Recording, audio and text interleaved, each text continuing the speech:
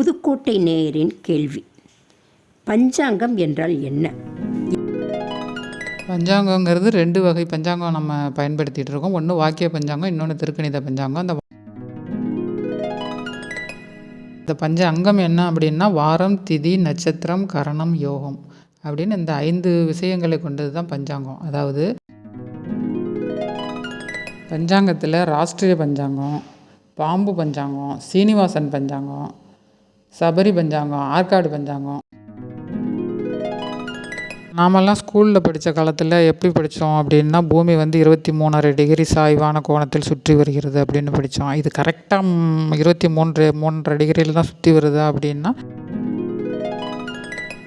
இப்போது நாளுக்கு நாள் மாறுபடுகின்ற அந்த பூமியோட சுழற்சியை பொறுத்து எந்த புள்ளிகளை வச்சு, எந்த நட்சத்திர புள்ளிகளை வச்சு அந்த கணிதத்தை கணிக்கிறாங்கங்கிற அந்த அயனாம்சத்தை பொறுத்து சூரியனோட உத்தராயண காலமாக, அது கிழமை நாள் அப்படிங்கிறத எடுத்துக்கிறாங்க. அதுக்கு அடுத்ததாக திதி அப்படிங்கிறது வந்து நம்ம அமாவாசையிலேருந்து பௌர்ணமி வரைக்கும் 15 நாள்.